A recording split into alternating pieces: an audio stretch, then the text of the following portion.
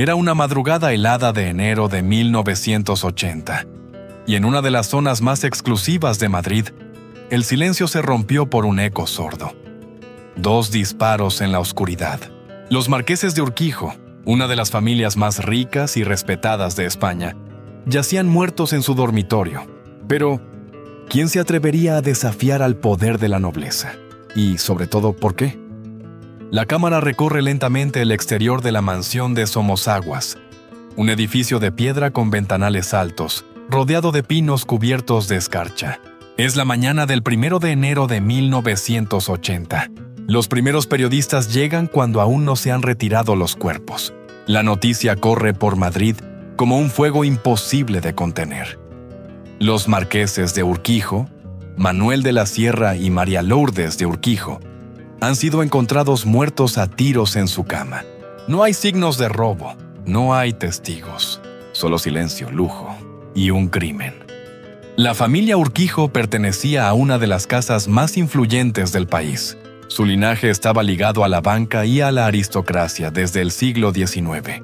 La marquesa, Lourdes de Urquijo, había heredado títulos, fortuna y un círculo de amistades donde se cruzaban políticos, nobles y empresarios. Su marido, Manuel de la Sierra, era un hombre de negocios con ambiciones modernas, y juntos representaban la fusión entre tradición y progreso en la España que despertaba de la dictadura. 1980 era un año cargado de tensión. España acababa de salir del franquismo, y la transición hacia la democracia se encontraba en pleno proceso. La alta sociedad vivía una mezcla de euforia y miedo. El país cambiaba, y los antiguos privilegios tambaleaban. La muerte de 2 nobles no solo era una tragedia privada, sino una herida simbólica en el corazón de una clase que creía intocable.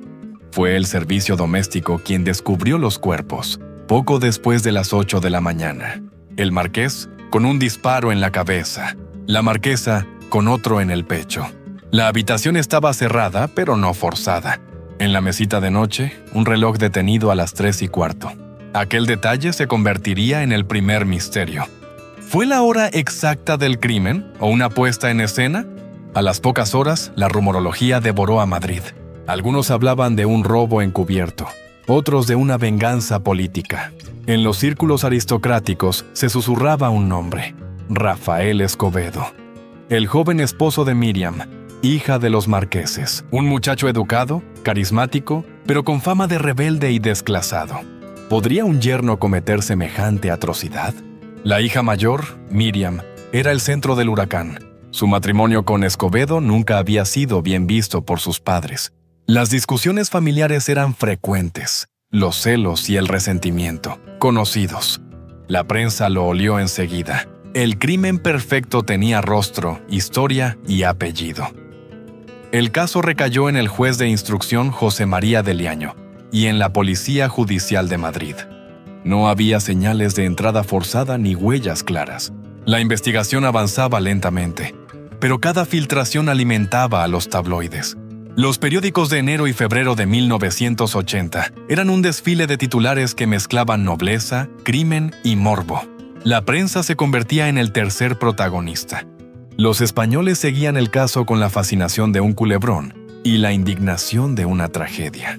Era el primer gran crimen de la democracia, un espejo donde se reflejaban los miedos de una nación, la corrupción, la decadencia moral, la pérdida de valores. Mientras tanto, la casa de Somosaguas permanecía sellada, una mansión convertida en mausoleo.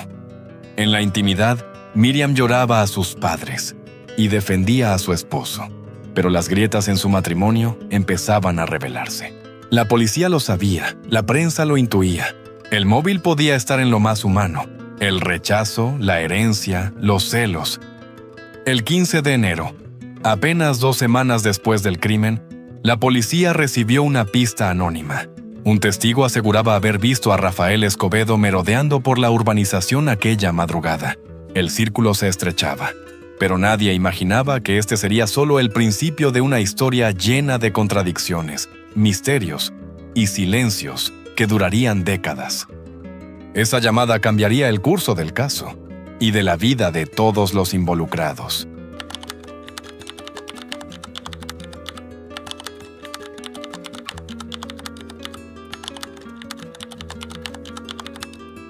las cámaras se arremolinan frente al juzgado. El joven Rafael Escobedo, yerno de los marqueses de Urquijo, baja del coche escoltado por agentes. Su rostro, sereno pero tenso, mira a los flashes sin pestañear. Los periodistas gritan su nombre. Él murmura una frase apenas audible. Yo no lo hice.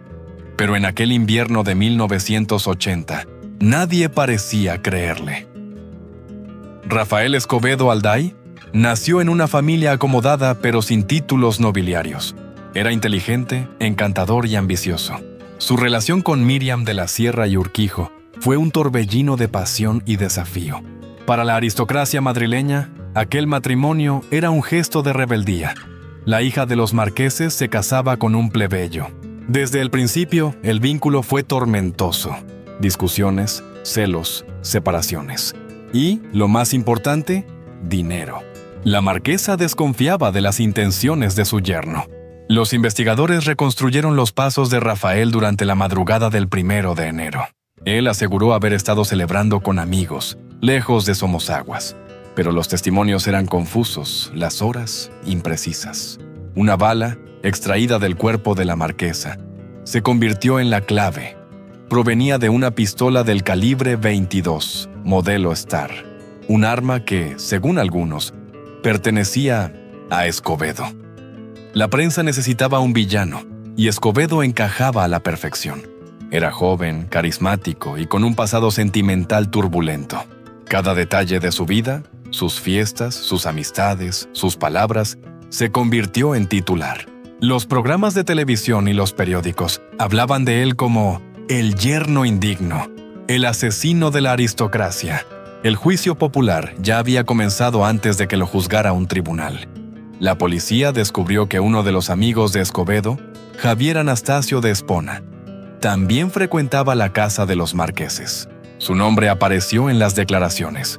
Ambos compartían afición por las armas, y rumores decían que esa misma pistola había pasado por sus manos. Las sospechas se multiplicaban, pero aún no había pruebas concluyentes, solo hipótesis y presión mediática. En junio de 1981, tras meses de especulación, la policía detuvo a Rafael Escobedo. El país entero contuvo la respiración. En su domicilio se incautaron armas y municiones del mismo calibre que las utilizadas en el crimen, aunque ninguna coincidía balísticamente con las balas del asesinato. Aún así, la noticia fue devastadora. El yerno, preso por matar a los padres de su esposa. Los medios convirtieron cada audiencia en un teatro. Fotógrafos, comentaristas, reporteros, todos especulaban sobre el móvil. ¿Odio? ¿Dinero? ¿Orgullo? Mientras tanto, Miriam, dividida entre el amor y la sospecha, se mantenía en silencio. El país entero debatía. ¿Era Escobedo un asesino o un chivo expiatorio conveniente para salvar la reputación de la nobleza? El juicio aún no había comenzado oficialmente, pero la condena social ya estaba escrita. Las tertulias hablaban de Escobedo con desprecio. Los titulares eran lapidarios. La aristocracia guardaba silencio, y la opinión pública exigía justicia. El caso ya no era solo un asesinato, sino un espejo deformado de la España de los 80. Clases enfrentadas, secretos familiares y una prensa hambrienta de sangre azul. En un giro sorprendente, meses después de su arresto, Rafael Escobedo confesó el crimen y luego se retractó. Dijo que había sido presionado, que sus palabras fueron manipuladas. La contradicción abrió una grieta que aún hoy divide a los expertos. ¿Fue una confesión genuina o una trampa judicial? En 1983, tras 3 años de investigación, comenzó el juicio más mediático de la década. La sala estaba llena, nobles, periodistas, curiosos y cámaras de televisión que buscaban cada gesto del acusado. El juez leyó las acusaciones mientras el silencio era absoluto. Fuera, cientos de personas esperaban el veredicto, como si fuera el final de una serie nacional. El 12 de julio de 1983, Rafael Escobedo fue declarado culpable del asesinato de los marqueses de Urquijo. Condena: 53 años de prisión. Mientras lo escoltaban fuera del tribunal, pronunció una frase que resonaría durante décadas: «Soy inocente». Y entonces, el caso que parecía cerrado comenzó a resquebrajarse. Años después, una nueva pista pondría todo en duda y convertiría la cárcel en el escenario de otro misterio aún más oscuro.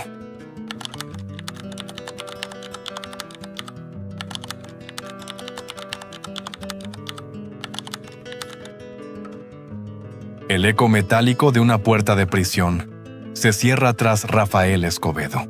La sentencia es firme. 53 años por el asesinato de los marqueses de Urquijo. Pero entre los muros de la cárcel de Carabanchel, el silencio guarda secretos. Algunos aseguran que Escobedo empezó a hablar demasiado. Otros, que sabía cosas que podían derrumbar reputaciones enteras. Es 1984. Carabanchel, una de las prisiones más temidas de España, recibe a su nuevo interno más famoso. Las cámaras no lo muestran, pero dentro de su celda, Rafael Escobedo escribe cartas, lee filosofía y mantiene una conducta ejemplar. Los funcionarios lo describen como tranquilo, educado, incluso cordial. Pero detrás de esa calma, crece una tormenta invisible. La certeza de haber sido condenado sin pruebas sólidas. Los programas de televisión reconstruían el crimen. Las revistas publicaban portadas con teorías conspirativas. Algunos hablaban de un segundo tirador, otros de un encubrimiento familiar. La sociedad española, fascinada por el escándalo, devoraba cada detalle como si fuera ficción. Poco después de la condena, comenzaron a aparecer inconsistencias en el sumario. Las pruebas balísticas no coincidían del todo. Algunos testimonios fueron contradictorios. El supuesto cómplice, Javier Anastasio, había sido acusado, pero logró huir del país antes del juicio. ¿Había actuado solo Escobedo? ¿O existía una mano poderosa que manipuló el proceso? Rafael se adaptó al régimen penitenciario, enseñaba idiomas, colaboraba en talleres y mantenía correspondencia con periodistas que creían en su inocencia. En una de sus cartas escribió: «Aquí dentro el tiempo no pasa, pero la verdad sigue viva». Afuera, su familia y algunos medios comenzaron a exigir la revisión del caso. En 1986, una noticia sacudió la causa. Javier Anastasio, señalado como cómplice, había escapado a Brasil. Desde allí declaró a la prensa que era inocente. Pero sus palabras solo aumentaron el misterio. ¿Cómo logró huir alguien tan vigilado? ¿Quién lo protegía? Por primera vez, el foco se desviaba de Escobedo. La presión mediática disminuyó. Pero dentro de la prisión, Escobedo comenzó a cambiar. Su salud se deterioraba. Dormía poco, hablaba menos. Los rumores decían que temía por su vida. Algunos internos aseguraban haberlo oído decir que sabía demasiado, que alguien poderoso quería que callara. A finales de 1987, un periodista logró entrevistarlo brevemente. En esa conversación, Escobedo insinuó que había sido traicionado y que la verdadera historia del crimen estaba más arriba de lo que la gente imagina. Nunca explicó más. Días después, el periodista recibió una llamada anónima advirtiéndole que abandonara el tema. Los registros penitenciarios revelaron visitas de personas influyentes, algunas sin conexión aparente con el caso. Políticos, abogados, empresarios. Todos pasaron por Carabanchel bajo discretas justificaciones. ¿Qué querían de un preso condenado? Algunos investigadores creen que intentaban garantizar su silencio. 1988. Rafael Escobedo llevaba ya 5 años preso. Solicitó permisos de salida, pero fueron denegados. Su entorno más cercano notó un cambio profundo. Resignación, cansancio y una mirada que parecía despedirse del mundo. Aún así, en sus cartas insistía: «El tiempo pondrá a cada uno en su lugar». El 27 de julio de 1988, Rafael Escobedo fue hallado muerto en su celda. Oficialmente, suicidio por ahorcamiento. Extraoficialmente, un misterio. No había nota, no había señales de lucha, y algunas marcas en su cuello no coincidían con la versión oficial. La historia del crimen de los marqueses de Urquijo acababa de adquirir una nueva víctima. ¿Se suicidó Rafael Escobedo? ¿O alguien lo silenció para siempre? Nos vemos en el próximo episodio, y si te gustó no olvides darle like y suscribirte.